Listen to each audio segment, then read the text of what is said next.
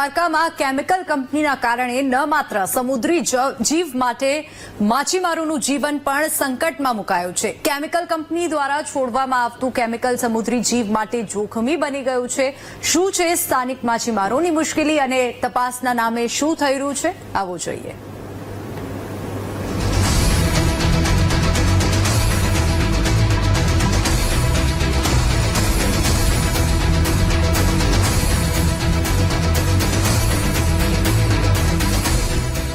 દ્વારકા બાદ દરિયાઈ જીવ સંકટમાં, કંપનીના કેમિકલ વેસ્ટથી જોખમ,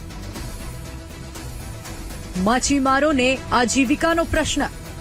દ્વારકાના મીઠાપુરમાં સમુદ્રી જીવની સાથે સાથે માછીમારોનું જીવન સંકટમાં છે। ટાટા કેમિકલ્સના મહાકાય ઉદ્યોગ અને તેમાંથી નીકળતા કેમિકલના કારણે સમુદ્રનું પાણી પ્રદૂષિત થઈ રહ્યું છે, જેની ભયંકર અસર દરિયાઈ જીવ સૃષ્ટિ પર પડી રહી છે। વીટીવી ન્યૂઝની ટીમે જ્યારે રિયાલિટી ચેક કર્યું તો સમુદ્રમાંથી ટાટા કેમિકલ દ્વારા છોડવામાં આવેલો વેસ્ટ જોવા મળ્યો।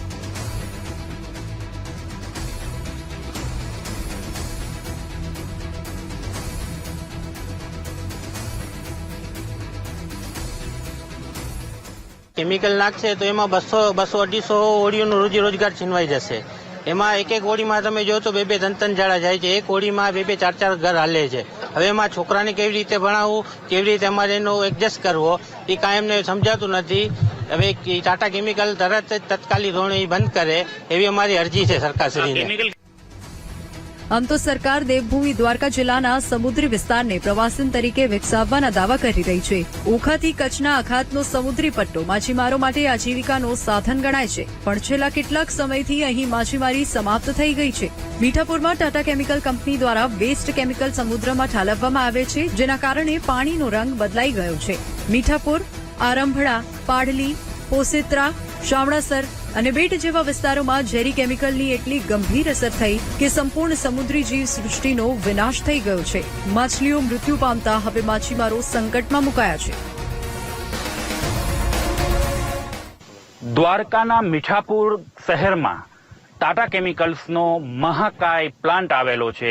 આ પ્લાન્ટથી આજુબાજુના ખેડૂતો, માછીમારો અને રહેણાંકના વિસ્તારોમાં અનેક નાની મોટી સમસ્યાઓ છે। આજે આપણે આરંભડા દરિયાની અંદર એક બોટ મારફતે આવ્યા છે। હું કેમેરામેનને કહીશ કે આપને એ પાણીના દ્રશ્યો બતાવે કે જ્યાં સતત દિવસ રાત ઝેરી કેમિકલ્સનો જે નિકાલ છે એ ટાટા કંપની આ દરિયાના પાણીમાં કરે છે। પરિણામે આ પાણી કેમિકલ યુક્ત થઈ ગયું છે। એટલું જ નહીં, પણ દરિયાઈ જીવ સૃષ્ટિને સંપૂર્ણ નાશ કરી દેવામાં આવી છે। અહીં બાજુમાં જ એક પોસીત્રા નેશનલ પાર્ક છે, ત્યાં પણ ઝેરી કેમિકલ્સની અસર પહોંચી ગઈ છે અને એના જે સ્થાનિક માછીમારો છે એ રોજગારી વિહોણા બન્યા છે।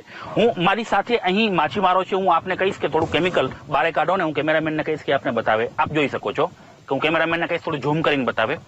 આ ટાટા કેમિકલ્સનું એ ઝેરી કેમિકલ છે કે જે 5-6 ફૂટના થર લાગી ગયા છે પાણીમાં, અને જેના કારણે દરિયાઈ જીવસૃષ્ટિ સંપૂર્ણપણે નાશ પામી છે।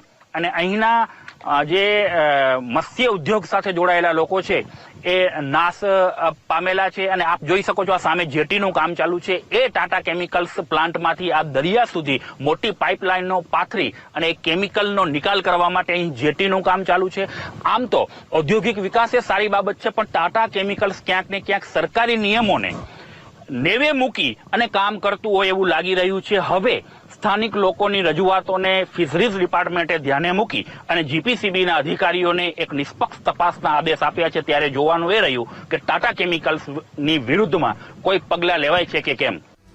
વીટીવી ન્યૂઝે જ્યારે રિયાલિટી ચેક કર્યું તો જોવા મળ્યું કે સમુદ્રના તળિયામાંથી 6 થી 7 ફૂટ સુધી કેમિકલના થર જામી ગયા છે। માછીમારે એક લાકડી સમુદ્રના તળિયામાં નાખી, જેમાં 6 થી 7 ફૂટ સુધી લાકડીમાં કેમિકલ ચોંટીને આવ્યું હતું। સમુદ્રમાં આટલા મોટા પાયે કેમિકલ ઠાલવવામાં આવે છે, તેમ છતાં કંપનીઓ ખુલ્લેઆમ ધમધમી રહી છે। સમુદ્રમાં વેસ્ટ ઠાલવવાના માપદંડ હોય છે, પણ એ માપદંડોને નેવે મૂકીને કંપનીઓ મનમાની કરી રહી છે, જેના કારણે સ્થાનિક માછીમારોની આજીવિકા સંકટમાં મુકાઈ છે। અમારું નિવેદન છે એના વતી કે આને ન્યાય આપે અને તાત્કાલિક ધોરણે આ કેમિકલ નાખવાનું બંધ કરે। વર્ષો પછી માછીમારીનો ધંધો ઓખામંડળમાં સદંતર બંધ થાય એ કગાર ઉપર ઉભો છે, તો સરકારે આ બાબત તાત્કાલિક ધોરણે પગલાં લઈ અને યોગ્ય કરવા અમારા દરેકની વિનંતી. સમુદ્રી જીવો તો ઠીક, પણ આ વિસ્તારમાં મોટી સંખ્યામાં વિદેશી પક્ષીઓ આવતા હતા. તેની સંખ્યામાં પણ ઘટાડો થયો છે. જવાબદાર અધિકારીઓ સ્થળ પર પહોંચીને નમૂના તો કલેક્ટ કરે છે, પણ સત્ય ક્યારે ઉજાગર થતું નથી. જાગૃત માછીમારો ફિશરીઝ વિભાગ ગાંધીનગરને પણ લેખિત રજૂઆત કરી ચૂક્યા છે. જીપીસીબીએ પણ તટસ્થ તપાસ કરવાનો આદેશ આપ્યો છે. ત્યારે જોવું રહ્યું કે અધિકારીઓ ક્યારે અહીં પહોંચે છે અને ટાટા કેમિકલ કંપની દ્વારા સમુદ્રમાં ફેલાવવામાં ઝેર ક્યારે અટકે છે. અશોક માણેક, બીટીવી ન્યૂઝ, દેવભૂમિ, દ્વારકા. દેશમાં ગુજરાત ભલે ઔદ્યોગિક ક્ષેત્રે આગળ પડતું રાજ્ય હોય, પણ આ ઉદ્યોગોના કારણે નદી નાળાથી લઈને સમુદ્ર પ્રદૂષિત થઈ રહ્યા છે. ઉદ્યોગો દ્વારા પ્રદૂષિત પાણી છોડવાની વાતો આજની નથી, વર્ષોથી અનેકવાર સવાલો ઉભા થયા છે. તપાસ પણ થાય છે, પણ દર વખતે તપાસ માત્ર ચોપડા પર જ જોવા મળી રહી છે.